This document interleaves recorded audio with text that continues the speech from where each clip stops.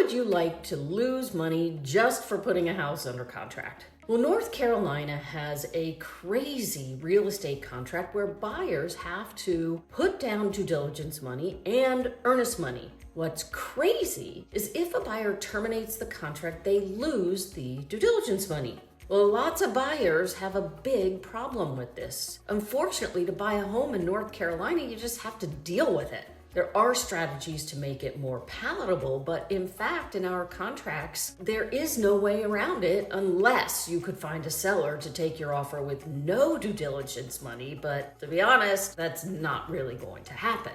Hey everyone, I am Jodi Bakst with Real Estate Experts, working right here in Chapel Hill and Durham, North Carolina. I talk a lot about due diligence money and the due diligence process because it is a very important part of our contract that is rare anywhere else in the country. In this video, I am going to review due diligence money and earnest money and explain what happened with due diligence money when we had a frenzied real estate market. And now that the market has cooled, what are we seeing today and what should buyers and sellers expect going into 2026? So the North Carolina offer to purchase and contract is called a due diligence contract. The contract has two important dates and two types of money that the buyer must put down.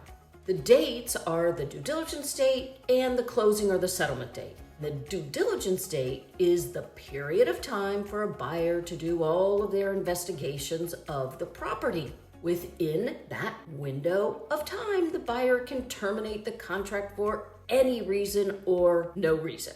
Earnest money is a deposit that is made to the buyer's closing attorney and it is held in trust. This is the money that it does come back to you, the buyer, at closing. Everyone's used to earnest money or paying some sort of a deposit when they put a house under contract. It's the due diligence money that is foreign.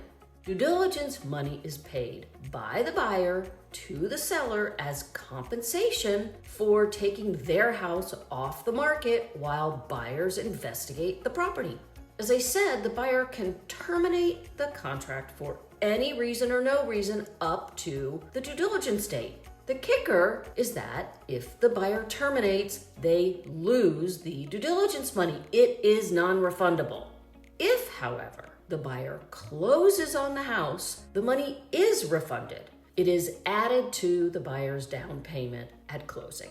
So now on to what I really want to be talking about today. And that is how much due diligence money does a buyer have to put down in a slowing real estate market? First and foremost, remember everything in a contract is negotiable.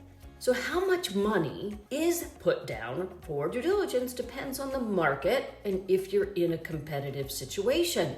After the pandemic, when the real estate market was an extreme seller's market and 99% of all transactions were multiple offer situations, buyers were having to put down enormous amounts of due diligence money to get the house. The more due diligence money a buyer put down, the bigger the signal was to the seller that they wanted the house. Buyers were putting down so much money, $50,000, $75,000, $100,000, or even more, as much as the buyer could stomach based on how much they wanted the house. So fast forward to today.